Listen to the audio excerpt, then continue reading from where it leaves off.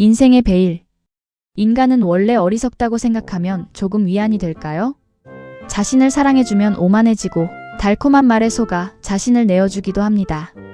때로는 자신의 허영심을 남편이나 자식을 통해 이루려고 하고 겉으로 보이는 것만 추구하는 우리는 이러한 베일에 쌓여 얼마나 가여운 인생을 살아가는 걸까요? 서머신 모험의 인생의 베일은 주인공이 그러한 베일에 쌓여 스스로 고통의 길을 걷게 되고 이후 성숙한 인간으로 다시 태어나는 과정을 보여주는 소설입니다. 먼저 소설의 탄생 배경을 알아보겠습니다. 이 소설의 모티브는 단테의 신곡 중 연옥편에 등장하는 여인 피아의 이야기에서 시작되었습니다. 피아의 남편이 그녀의 부정을 의심했지만 그녀의 가족들이 무서워 죽이지 못하고 질병에 걸리기 쉬운 마렘마에 자기 성으로 데려갑니다. 그러나 시간이 지나도 피아가 죽지 않자 조바심이 난 남편은 피아를 창밖으로 던져버렸다는 이야기로 서머신 몸은 이 테마를 1920년대 식민지 홍콩과 콜레라가 창궐하는 중국의 오지를 배경으로 하여 소설로 재탄생시켰습니다.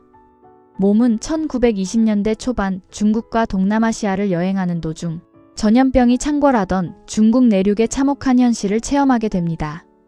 이러한 경험은 소설 속에 그대로 담겨져 중국 오지 메이탄푸를 탄생시켰습니다.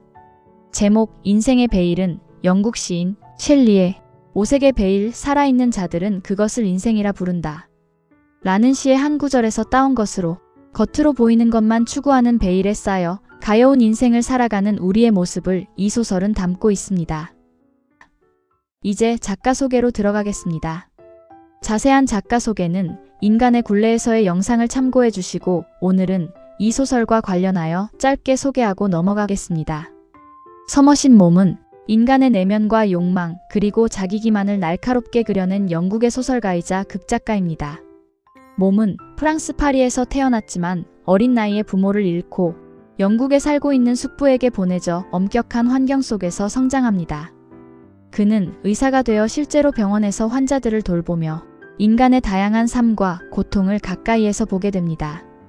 이때의 경험은 그의 작품에 큰 영향을 주어 인간을 냉정하게 관찰하면서도 인간에 대한 이해를 담아냅니다. 대표 작품으로는 인생의 베일, 달과 6펜스, 면도날, 인간의 굴레에서 등이 있으며 그 외에도 수많은 작품을 남겼습니다. 그는 1965년 12월 프랑스 니스에서 90살의 나이로 눈을 감게 됩니다. 그럼 이제 줄거리를 시작하겠습니다. 키티의 아버지 버나드 가스팅은 능력은 있지만 야망에는 별 관심이 없는 사람입니다. 이것을 못마땅하게 여긴 버나드 부인은 남편이 시골 법원 시간재판사로 발령나자 그녀의 허영심을 딸들에게로 돌립니다. 가스팅 부인은 인물이 뛰어난 장녀 키티를 사교계에 내보내어 좋은 남자를 고르기 위해 온갖 수단과 방법을 다 동원합니다. 키티는 그녀에게 다가오는 남자는 많았으나 생김새, 나이, 수입 모든 면에서 자신을 충족시키는 사람이 없어 번번이 퇴짜를 놓습니다. 그러다 그녀의 나이 25살이 되자 50이 넘은 남자가 청혼해 오는 것을 보고 그녀의 어머니는 포기하고 그녀를 해치워야 할 존재로 여기게 됩니다. 반면 동생 도리스는 사교계에 발을 들여놓자마자 전도유망한 외과 의사이며 준남자계 상당한 유산마저 받을 수 있는 남자와 결혼을 앞두고 있습니다. 그때 한 남자가 키티를 향해 적극적으로 다가오는데 그가 바로 월터입니다. 월터는 세균을 연구하는 사람으로 키가 그리 크지 않고 생긴 것도 모난데 없이 그런대로 반듯하게 생겼으며 매우 진지한 사람입니다. 키티는 그녀의 어머니도 결혼을 종용하고 아버지 또한 월터를 괜찮은 사람이라고 하였으며 무엇보다 동생보다 빨리 결혼해야겠다는 생각에 월터의 구애를 받아들입니다. 월터의 근무지가 홍콩이라 그녀는 홍콩에서 생활하게 되고 지적이고 모든 면에서 진지한 월터는 그의 아내 키티를 너무나 사랑해서 그녀를 위해 자신을 기꺼이 낮춰가며 그녀에게 최선을 다합니다. 처음에는 월터의 친절함이 감동적이고 놀라웠지만 키티는 곧 그의 열정에 우쭐해졌다. 그는 극도로 배려심이 깊고 그녀의 안위에 매우 신경을 썼다. 그는 키티가 이제껏 보아온 아내를 대하는 남편의 태도가 아니라 별장을 방문한 손님인 양 예우했다. 유쾌하긴 했지만 어쩐지 코미디 같았다. 그는 그 모든 것을 따분하게 생각하는 게 분명했고 그런 그의 태도는 그녀가 마음껏 즐기는데 찬물을 끼얹곤 했다. 그녀는 활달한 여자였다. 하루 종일 제잘거릴 수 있었고 걸핏하면 웃음을 터뜨렸다. 어느 날 월터 부부는 홍콩의 어느 다과회에 초대받아가게 되고 그곳에서 만난 찰스는 키티에게 위트와 세련된 매너로 그녀의 아름다움에 찬사를 보내며 호감을 보입니다.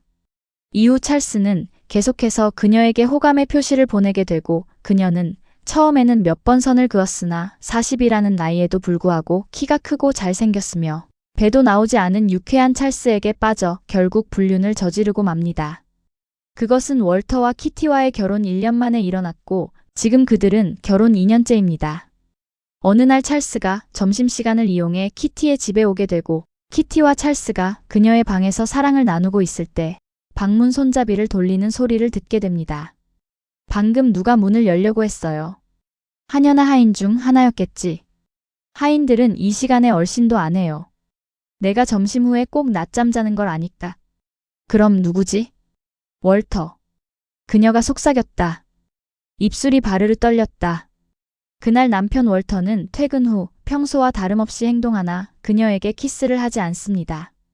며칠이 지난 어느 날 월터는 키티에게 콜레라가 창궐한 중국 오지 메이탄푸의 의료 책임자로 지원했다고 하며 키티도 함께 가야 한다고 말합니다.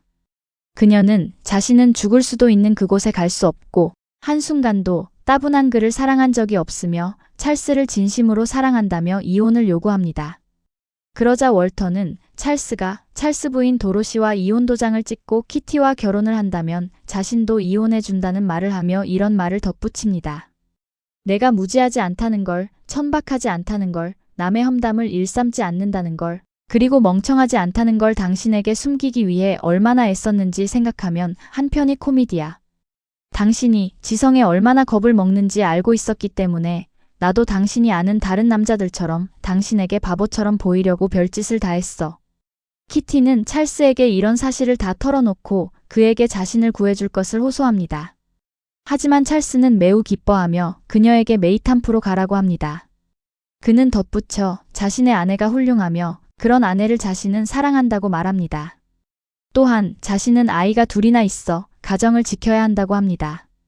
그러한 찰스를 보고 배신감을 느낀 키티는 할 수 없이 남편을 따라 메이탄프로 가게 됩니다. 콜레라가 번창하여 사방이 끔찍한 그곳에서 남편은 그녀에게 거의 말을 걸어오지 않고 일에만 매달립니다. 그녀는 찰스에 대한 배신감과 함께 남편에 대한 미안함으로 하루하루를 보내게 됩니다. 월터와 키티가 머무는 곳은 언덕 위에 있는 옛 선교사들이 쓰던 방갈로로 그곳은 멀리 강이 보이는 멋진 풍경을 자아내고 있었습니다. 그녀는 그런 황홀한 전경을 바라보며 그 아름다운 자연 앞에서 서로를 미워하고 용서하고 하는 것들이 하찮아짐을 느끼게 됩니다. 인간의 손으로 지어졌다고 하기엔 너무나 몽환적이고 환상적이며 비물질적이었다. 마치 꿈결처럼. 눈물이 키티의 얼굴을 타고 흘러내렸다. 그녀는 입을 약간 벌리고 숨을 멈춘 채 손으로 가슴과 입을 감싸 쥐고서 앞을 응시했다. 이렇게 마음이 가벼워 보기는 처음이었고 마치 몸을 허물처럼 발치에 벗어던지고 순수한 영혼이 된 것만 같았다. 아름다움이 다가왔다. 그녀는 신자가 신을 받아들이며 먹는 제병처럼 그것을 받아먹었다. 키티는 그곳에서 세관원 워딩턴을 알게 되는데 그는 그녀가 처음 온 날부터 거의 매일 그녀와 만나며 외로운 그녀의 대화 상대가 됩니다.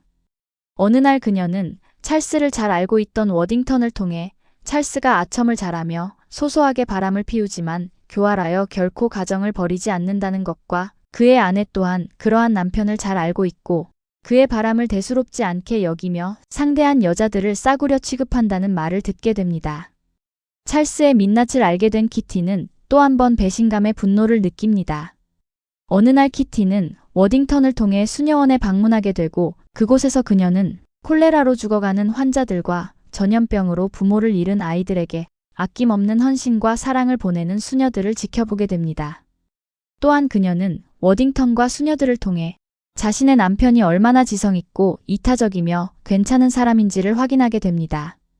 그들이 월터를 그토록 높이 평가한다는 사실을 알자 그녀의 자존심에 야릇한 전율이 흘렀다. 그의 사려 깊음과 다정함을 칭찬했다. 벌컥 화를 내기엔 그는 너무 지적이었고 그의 손길도 유쾌하고 깔끔하고 부드러웠다. 그녀는 예전에 그토록 익숙하게 받아들이면서도 짜증스럽게만 느꼈던 그의 애정어린 눈빛을 그에게서 다시 발견하지 못하리라. 월터를 경멸했던 자신이 이제 경멸스러웠다.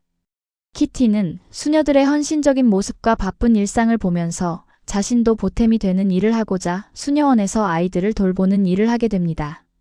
남편은 아직도 그녀를 용서하지 못한 듯 그녀와 거리를 두고 말조차 섞지 않습니다. 키티는 월터에게 이제 당신 자신을 위해서 용서해주면 안 되냐고 묻습니다. 그는 그녀를 용서하기보다 그녀를 사랑했던 자기 자신을 용서할 수가 없다고 말합니다. 어느 날 키티는 임신한 사실을 알게 되고 수녀들은 그녀에게 축복해주지만 그녀는 마음이 무겁습니다. 임신한 사실을 알게 된 남편 월터는 누구의 아이냐고 그녀에게 묻게 되고 그녀는 모른다고 대답합니다. 어느 날 새벽 워딩턴이 다급하게 찾아와 남편이 세균 감염으로 죽게 된다는 것을 알리며 그녀를 남편이 있는 병원으로 데리고 갑니다. 월터는 거의 숨이 넘어가기 직전이었으며 키티는 그에게 자신을 용서해달라고 울며 말합니다. 그는 걔가 죽었어 라는 말을 남기며 숨을 거둡니다. 나중에 그녀는 그가 일부러 콜레라에 감염돼 목숨을 끝냈다는 것을 알게 됩니다. 그는 그녀를 죽이려 했으나 끝까지 그녀를 사랑했던 자신을 용서하지 못해 스스로 목숨을 끊어버린 것입니다. 수녀들은 임신한 키티를 위해 그녀를 부모님이 계시는 영국으로 보내게 됩니다. 키티는 월터와 살았던 홍콩에 들러 홍콩 집을 정리한 후 영국으로 갈 예정이었지만 홍콩에 도착했을 때 찰스의 부인 도로시가 마중을 나와 있었습니다. 워딩턴이 찰스 부인에게 부탁한 것입니다. 찰스 부인 도로시는 키티가 영국으로 가기 전에 자신의 집에서 머물다 가라고 합니다. 키티는 극구 사양했으나 도로시의 집요한 설득력에 항복하고 찰스의 집으로 가게 됩니다. 그곳에서 재회한 찰스는 너무나 태연하게 그녀에게 반가움을 표시하고 그의 아내 도로시가 외출한 날 집으로 와서 키티에게 사랑을 요구합니다. 그녀는 발버둥치면서도 그에게 자신을 맡기고 맙니다. 그녀는 그러한 자신이 너무나 혐오스러워 서둘러 영국으로 오게 됩니다. 영국으로 오는 도중 그녀는 어머니의 사망 소식을 듣게 되고 집에 도착하자 어머니가 없는 아버지에게서 편안함을 엿보게 됩니다. 그동안 아버지는 어머니의 욕망에 치이고 딸들에게는 돈을 벌어오는 존재로만 여겨졌던 것입니다. 아버지는 바하마의 재판장으로 임명받아 그곳으로 떠난다는 것을 그녀에게 알립니다. 키티는 늙고 지친 아버지를 보며 그동안 받기만 했던 애정을 되갚고 싶은 마음에 같이 따라가겠다고 합니다. 덧붙여 자신이 딸을 낳게 되면 남자들에게 일방적으로 보살핌을 받는 사람이 아닌 자신의 인생을 독립적으로 이끌어가는 아이로 키우겠다고 말합니다. 그녀는 이제 자신의 과오로 겪은 고통을 통해 자신이 가야 할 길을 분명히 깨닫습니다. 낯선 곳에서의 새로운 삶도 얼마든지 적응할 것이며 수녀들이 겸허히 따랐던 평화로 이어지는 길을 갈 수 있을 거라는 희망을 남기며 소설은 끝납니다. 클로징. 월터는 사회적으로 우수한 덕목을 갖춘 사람이었지만 자신의 사랑을 받을 가치가 있는 사람을 선택하는 것에는 부족했습니다. 키티는 찰스를 만나기 전까지 누구도 사랑해 본 적이 없습니다. 그녀는 자신의 허영심을 채워줄 남자만을 찾았고 그런 남자가 없었습니다. 월터를 선택한 것도 사랑해서가 아니라 동생보다 서둘러 가려고 선택한 결혼이었습니다. 이것이 어쩌면 이 부부의 불행의 씨앗이었는지도 모릅니다. 외도는 어떤 것으로도 치유되지 않을 만큼 힘든 상처입니다. 끝까지 그녀를 사랑했던 자신을 용서할 수가 없다는 말은 월터의 고통이 얼마만큼인지 짐작케 합니다. 더구나 임신한 아내의 입에서 누구의 아이인지 모른다는 말을 들었을 때 그는 완전히 무너지고 맙니다. 월터 입장에서 용서는 쉽지 않습니다. 그러나 그럼에도 불구하고 용서만이 답이라는 것에 어쩔 수 없이 인정해야 한다는 것을 작가는 보여줍니다. 무엇보다 자신에게 가혹한 것은 너무나 큰 불행을 가져옵니다. 자신을 너그럽게 받아들이고 용서하는 것도 우리는 필요합니다. 교활하고 사랑을 그저 자신의 쾌락의 대상으로만 본 찰스만 아무 일 없이 행복하게 살아가고 사랑에 진심을 다했던 월터와 키티는 비극을 맞이하게 됩니다. 수녀원에서 키티에게 그토록 사랑을 갈구했던 민둥머리 아이가 막상 키티가 마음을 열고 그 아이에게 다가가자 그 아이는 도망치고 맙니다. 이처럼 사랑은 반드시 좋은 결과만을 가져오지 않으며 때론 잔인할 수도 있다는 것을 보여줍니다. 키티가 아버지를 이해하고 그를 사랑하기로 마음먹은 것을 통해 결국 인간은 고통과 시련을 통해서 성장하며 타인을 이해할 수 있는 정신적 성숙에 이른다는 것을 작가는 보여줍니다. 또한 인간은 이성적이기보다 욕망에 끌리기도 하며 스스로를 속이기도 하고 사랑조차 순수하지 않을 수 있다는 인간의 불편한 진실을 전합니다. 그러하기에 인간은 불완전한 존재라는 사실을 인정하고 타인을 이해하려는 따뜻한 시선만이 필요하다 하겠습니다. 책과 알매 온우주였습니다.